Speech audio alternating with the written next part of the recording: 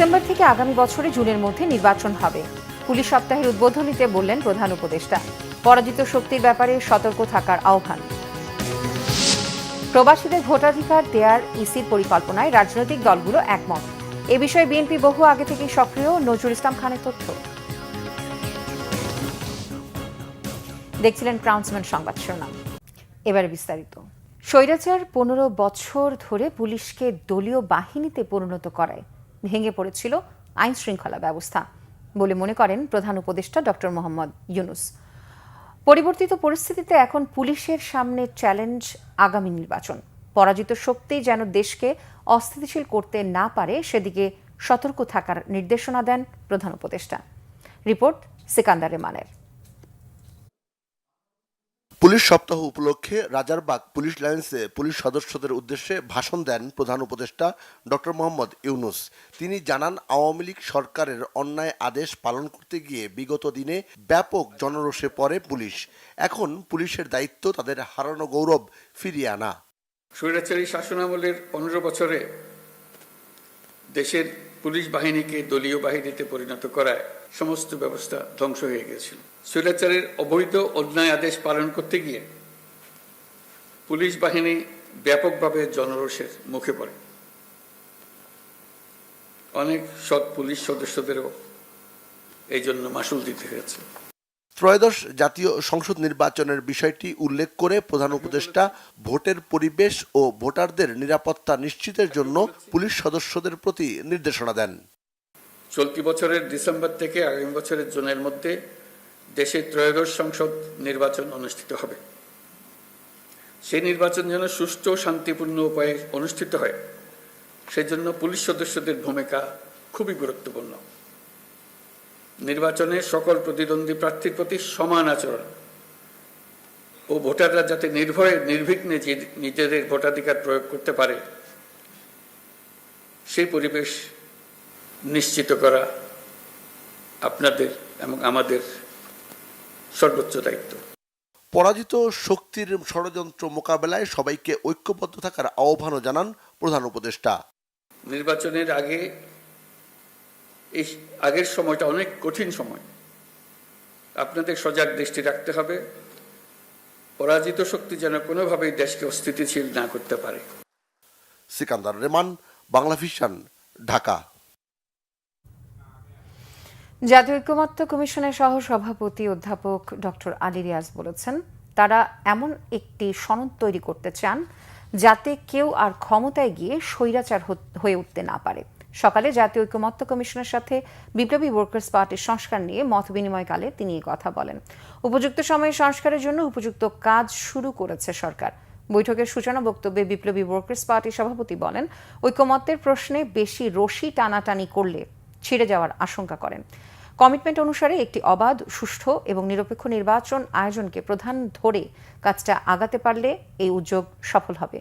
জাতীয় ঐকমত্য কমিশনের যেহেতু কোনো রাজনৈতিক এজেন্ডা নেই, তাই ন্যূনতম সময় মে থেকে জুনের মধ্যে রাজনৈতিক দলগুলো ঐকমত্যে পৌঁছাবে বলেও আশা প্রকাশ করেন বিপ্লবী ওয়ার্কার্স পার্টির সভাপতি সাইফুল হক। আমরা দেখতে পাই যে কিছু কিছু ভিন্ন মত আছে, সেগুলো আমরা আলোচনার মধ্যে দিয়ে অগ্রসর হব। একটি গণতান্ত্রিক সমাজ অবশ্যই ভিন্ন ভিন্ন মতের সমাজ। আমরা সকলে এক ভাষায় কথা বলবো না, কিন্তু আমাদের লক্ষ্য এক। সেই জায়গা থেকেই আমরা আসলে ঐক্যবদ্ধ আছি, থাকব, এবং বাংলাদেশের গণতান্ত্রিক শক্তির ঐক্যের উপর নির্ভর করবে যে আমরা আমাদের কতটুকু সাফল্য আমরা অর্জন করতে পারব। রাজনৈতিক দলগুলোর সমর্থন ছাড়া প্রবাসীদের ভোটাধিকার বাস্তবায়ন সম্ভব নয় জানিয়ে প্রধান নির্বাচন কমিশনার AMM নাসির উদ্দিন বলেছেন, আগামী জাতীয় সংসদ নির্বাচনে সীমিত পরিসরে হলেও প্রবাসীদের ভোট দেওয়ার ব্যবস্থা করবে ইসি। সকালে আগারগাঁওয়ে নির্বাচন ভবনের অডিটোরিয়ামে প্রবাসী বাংলাদেশিদের জন্য ভোটিং সিস্টেম উন্নয়ন সংক্রান্ত আয়োজিত সেমিনারে এ কথা বলেন তিনি। প্রধান নির্বাচন কমিশনার আরও বলেন, সবার সহযোগিতা পেলে প্রবাসী ভোটিং এবারের নির্বাচনে সীমিত আকারে শুরু করা হবে। সেমিনারে রাজনৈতিক দল, গণমাধ্যম সম্পাদক, সুশীল সমাজের প্রতিনিধি, বিশ্ববিদ্যালয়ের শিক্ষক সহ সংশ্লিষ্টরা অংশ নেন। প্রবাসী ভোটিং এর বিষয়ে মূল প্রবন্ধ উপস্থাপন করেন নির্বাচন কমিশনার আবুল ফজল মোহাম্মদ সানাউল্লাহ। তিনি online vote, proxy vote oh postal ballot এই 3 পদ্ধতি নিয়ে প্রবন্ধ উপস্থাপন করেন। এলডিপির প্রেসিডিয়াম সদস্য চৌধুরী হাসান সোহরাওয়ার্দী বলেন, এরই মধ্যে নির্বাচন কমিশনের ডাটা বেস হ্যাক হয়েছে। বিষয়টি মাথায় রাখার পরামর্শ দেন তিনি। গণ অধিকার পরিষদের রাশিদ খান বলেন, কমিশন যে 3টি পদ্ধতির বিষয়ে চিন্তাভাবনা করছে প্রত্যেকটিতে কিছু না কিছু ত্রুটি আছে, যার মাধ্যমে জালিয়াতির আশঙ্কা আছে। জামায়াতের প্রচার সম্পাদক মতিউর রহমান আকন্দ বলেন, নির্বাচন কমিশন 3টি পদ্ধতির কথা বলেছে, 15 দিনের মধ্যে তারা তাদের পরামর্শ দেবে। All said and done, আমাদের রাজনৈতিক নেতৃবৃন্দ যদি সমর্থন না দেন, আমাদের যত এক্সারসাইজ আছে which will all end in futility. All exercises will end in futility যদি আমরা রাজনৈতিক দলের সমর্থন না পাই।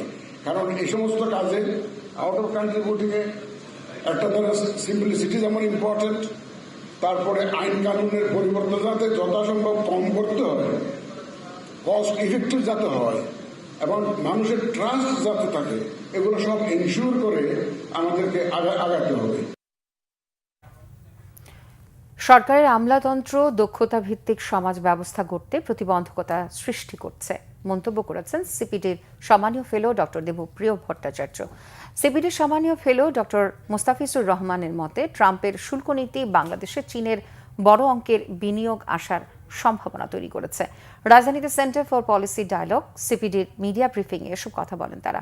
কারিগরি ও বৃত্তিমূলক শিক্ষার বর্তমান পরিস্থিতি ও সংস্কার চিন্তা বিষয় মিডিয়া ব্রিফিং করে সিপিডি। এতে ডক্টর দেবপ্রিয় ভট্টাচার্য বলেন, চরম বৈষম্য ও অবহেলার শিকার কারিগরি শিক্ষা। দক্ষতা ভিত্তিক সমাজ গড়তে আমলাতন্ত্র প্রতিবন্ধকতা হিসেবে কাজ করছে বলে মনে করেন ডক্টর দেবপ্রিয় ভট্টাচার্য। ট্রাম্পের শুল্ক নীতি বাংলাদেশে বিনিয়োগে বড় সম্ভাবনা তৈরি করছে বলে মনে করেন ডক্টর মোস্তাফিজুর রহমান। শুধু দক্ষতা ভিত্তিক সমাজ নয়, কারিগরি শিক্ষা সমাজে উদ্যোক্তা তৈরি করতে সহায়ক বলে মনে করে সিপিডি। পাকিস্তানে যে কোনো সময় ভারত হামলা চালাতে পারে বলে সতর্ক করেছেন পাকিস্তানের প্রতিরক্ষা মন্ত্রী খাজা মোহাম্মদ আসিফ। পেহেলগাঁওয়ে ২৬ পর্যটক হত্যার ঘটনাকে